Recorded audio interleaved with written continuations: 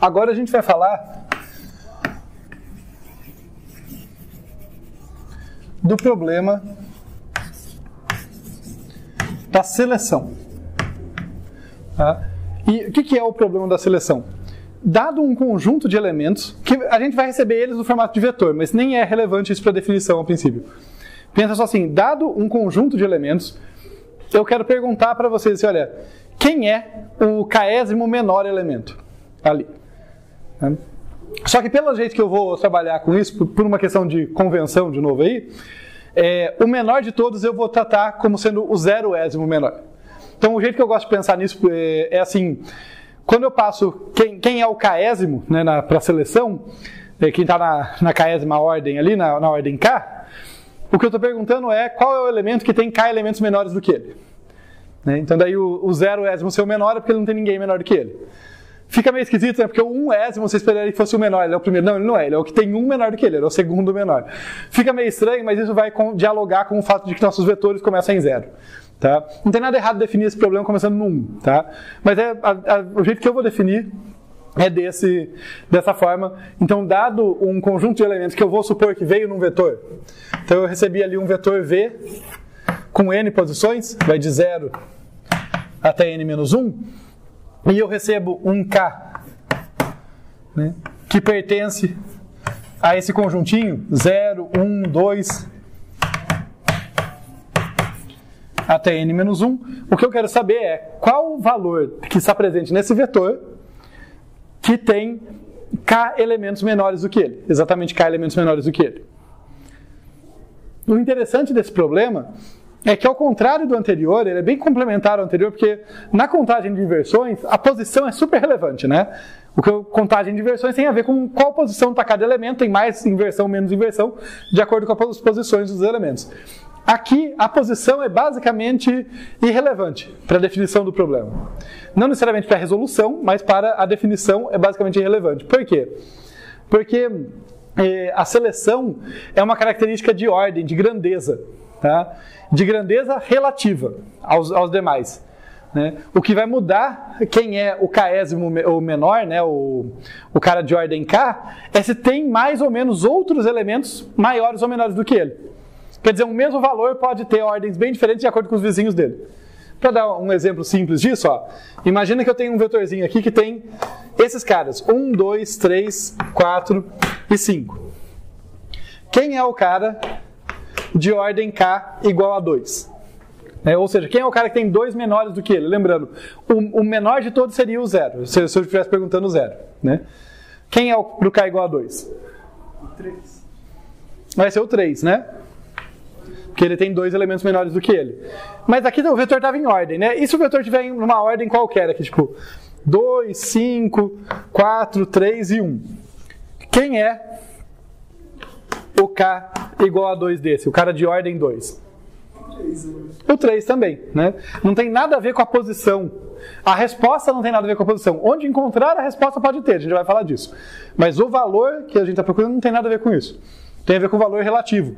Tanto que se eu chegar aqui e falar, olha, o mesmo 3, mas eu chegar aqui e colocar, olha, 20, 50, 40, 3 e 10. Agora, o 3 não mudou de posição, né? Nem mudou de valor. Mas se eu perguntar quem é K igual a 2 agora? Agora é o 20, né? Porque o 3 agora é o menor elemento. Ele é o K igual a 0, o 10 é o segundo menor, e o cara que tem 2 menores do que ele é o 20. Tá? Então, é uma propriedade de grandeza relativa entre os elementos. Tá? Uma coisa que eu gosto para caracterizar esse problema, que facilita pensar, é assim, ele é uma generalização do problema do mínimo e do máximo. O mínimo e o máximo são casos particulares dele. Se eu perguntar quem é K igual a 0, eu estou perguntando quem é o mínimo. Quem é o cara de ordem 0. Se eu perguntar quem é o cara de ordem n-1, eu estou perguntando quem é o máximo. Tá? O legal dele é que ele permite perguntas bem mais complexas. Tá? Ele permite pegar um volume enorme de elementos, tem 1 bilhão de elementos. Quem é o 549.752 menor elemento? O cara de ordem 549.752. Não sei nem se eu falei o mesmo número certo, o mesmo número igual as duas vezes, mas tudo bem. Quem é esse cara? Não parece trivial achar isso, né? Tipo, achar o mínimo, tudo bem, você percorre e pega o menor. Agora, achar esse cara não parece trivial. E é isso que a gente vai ver como fazer isso com muita eficiência.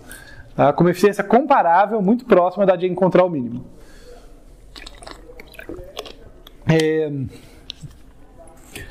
Uma observação, né? Eu falei do mínimo e do máximo, que ajuda a entender. Uma outra coisa que ajuda a entender o problema da seleção é a relação íntima dele com o problema da ordenação pelo seguinte. Deixa eu ver se eu não estou esquecendo mais nada.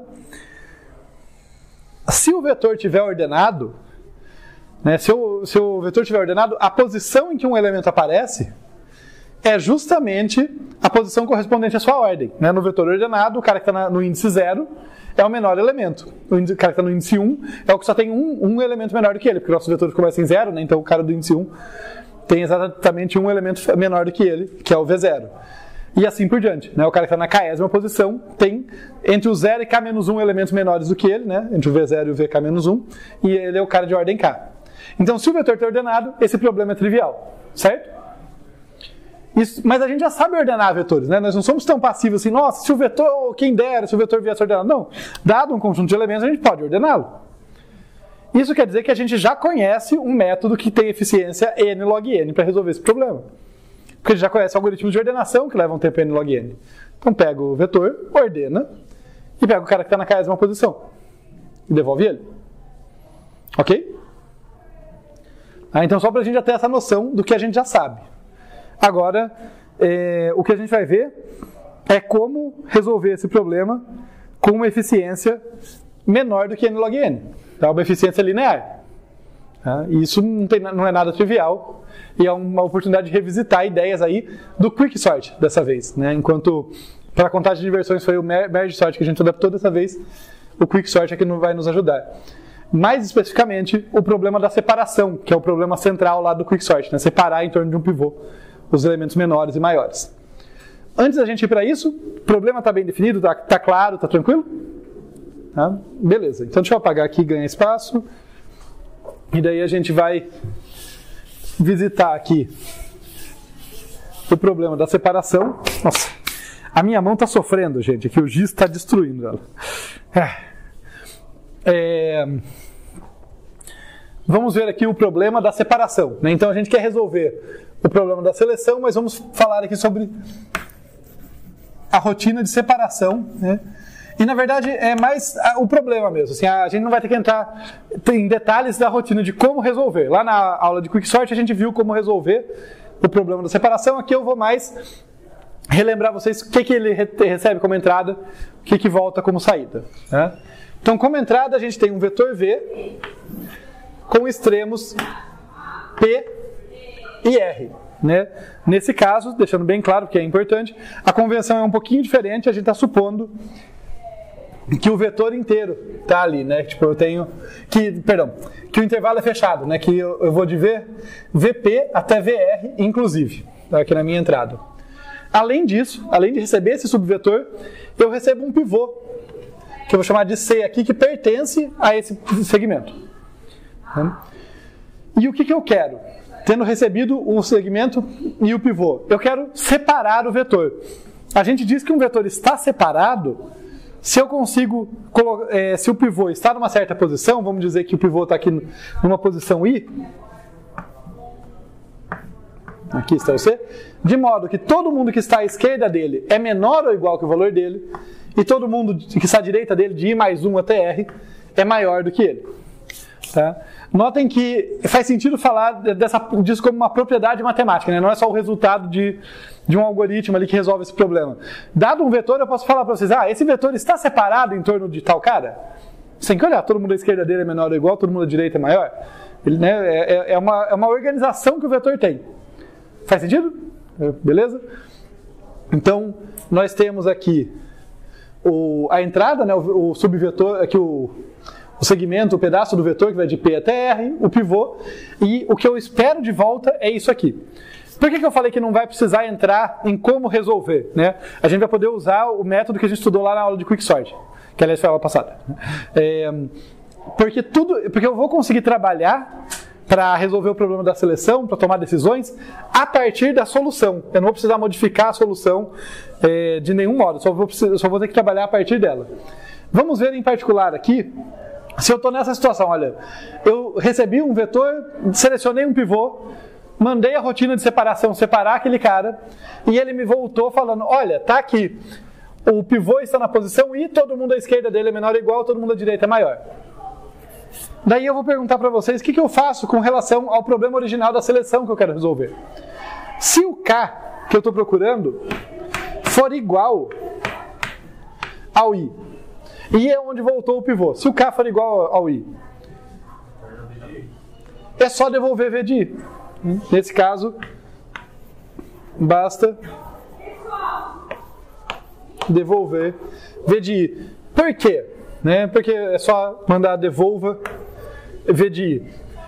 Porque embora o vetor ainda não esteja ordenado, eu estou dialogando de modo muito próximo com essa propriedade que eu falei. Olha, no vetor ordenado, o cara que está na posição I é o iésimo, é o cara de ordem I. O cara que está na posição K é o de ordem K.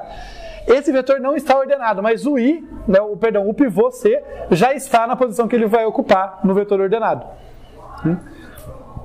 Por definição, até para a questão da seleção, ele tem a esquerda dele ele tem exatamente I menos P elementos, exatamente os caras que estão ali. Então ele é o iésimo menor ali, se o P fosse zero, pensando no vetor inteiro, ele é o iésimo menor, ele tem essa galera à esquerda dele, ok? Tudo bem, gente? Essa propriedade é a chave, perceber, olha, esse cara já está na posição final dele. Se por acaso eu estava procurando o cara de ordem I, se o K é igual a I, é ele. O resto da galera não está ordenado, mas ele está. Claro que isso é um caso de muita sorte, mas eu tenho que tentar, pode acontecer, eu tenho que analisar. Agora, se não for isso, aí vem a questão. Numa lógica parecida com a da busca binária, só que pensando em índice, não em valor. Se o K que eu estou buscando for menor do que o I, onde que eu tenho que continuar essa procura pelo Késimo menor? Entre P e I menos 1 ali, no primeiro subvetor. Então, nesse caso aqui, deixa eu destacar isso, é o caso em que eu vou para o primeiro subvetor, Lembrando da origem, o problema da separação, ele atua na fase de divisão, da divisão em conquista lá no quicksort. Aqui vai ser a mesma coisa, Ele é um jeito de dividir em subproblemas. Tem o subproblema da esquerda e o subproblema da direita. Então, nesse caso, é o primeiro subproblema. É nele que eu tenho que continuar a busca recursivamente. Certo? Aliás, ali eu chamei problema, aqui eu chamei vetor, Eu vou chamar de subvetor. Ok, whatever. Então, nesse caso, eu falo assim, olha, devolva o que quer conquista recursiva, o que quer que a sua chamada faça no primeiro subvetor. Então, aqui, devolva a recursão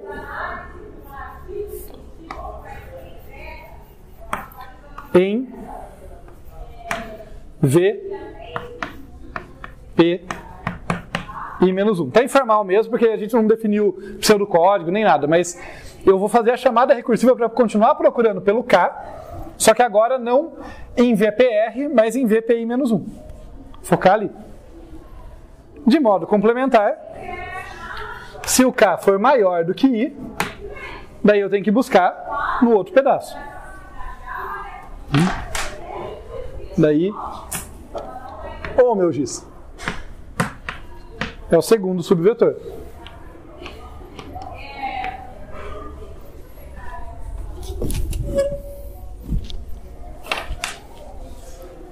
Certo? Então eu venho aqui. Devolva o que a chamada recursiva, faz a conquista recursiva em V I mais 1 R. Ok, pessoal. Tá, então vejam que a fase de divisão do quicksort pode ser adaptada para essa ideia da seleção. A gente vai falar aí com mais detalhes ainda, mas Essa é a essência. Tipo, olha, lá no Quicksort eu fazia a divisão e depois eu mandava ordenar os dois lados. Aqui eu só vou precisar descer de um dos lados, né? Ou de nenhum se eu tiver sorte. Mas mesmo que eu não der sorte aqui, eu vou para um dos lados ali. Mas é a mesma fase de divisão, só interpretada de um modo que seja conveniente para o problema da seleção. Estamos bem com a ideia? Agora eu posso ir para o pseudocódigo?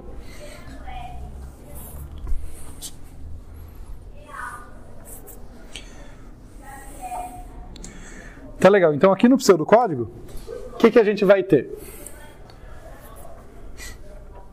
A seleção que recebe V, P, R e K, né? Porque eu preciso falar quem que eu estou buscando, né? Então o cara de ordem K, eu estou supondo que o K está entre P e R, tá? Ele tem que ser, está dentro do intervalo válido ali, senão pode dar bobagem, já fica até o quiz. Esse código vai supor que o K está entre P e R, ele não trata a possibilidade de ele não estar. O quiz faça uma simulação para entender o que acontece se eu passar um K maior do que R ou menor do que P. Tá? Mas, a princípio, eu vou supor que ele está. E daí eu mando separar. Tá? Então eu vou ser aqui, olha, e recebe o resultado da rotina de separação. Então separa VPR. Tá? Lembrando que esse cara aqui ele vai separar o subvetor que vai de P até R, o pedacinho de V que vai de P até R, usando como pivô o último elemento. Eu vou continuar usando essa convenção que eu usei lá no Quicksort. Isso não é limitante porque eu posso colocar o cara que eu quiser na última posição. Então, a princípio, a escolha arbitrária é pela última e depois a gente vai fazer alguma coisa aqui. Tá? Mas beleza, esse cara separou e voltou me dizendo que o pivô estava na posição I. Quer dizer, todo mundo à esquerda do I é menor ou igual que ele, todo mundo à direita é maior, como a figura sugere. Tá? Então é a mesma rotina de lá do Quicksort. Daí eu vou fazer os testes que a gente fez ali. Olha, se K igual a I, devolva VI. Se K menor do que o I, devolva a chamada recursiva ali, né? Ó, devolva seleção. Só que quem que eu vou passar aqui? V, P. Qual o próximo índice? Esse índice aqui é o limite direito do vetor, né? Porque eu estou no caso do K menor do que o I é o lado da esquerda. VP em menos 1. E o K, né? Eu continuo buscando o mesmo K, só que agora no subvetor VP em menos 1. Caso contrário, seria um else aqui, mas como isso aqui é um return, isso aqui também é um return, não precisa, né? Então é só aqui, se não for um desses casos, chamada recursiva no segundo subvetor. Então, seleção em V, I mais 1, R, buscando pelo K. Só para que eu fiz no outro, eu gosto de completar isso, e deixar bem claro, né? Olha, VP em menos 1 eu estou falando desse subvetor. E aqui, V e mais 1R, eu estou falando para ela operar nesse subvetor. Sempre buscando pelo K. E é isso. Tá? Pena que o pior caso desse algoritmo é n². Mas tudo bem, isso não, a gente já está preparado psicologicamente para isso, né? É o mesmo problema do Quicksort, tá? O Quicksort funciona bem quando eu tenho bons pivôs.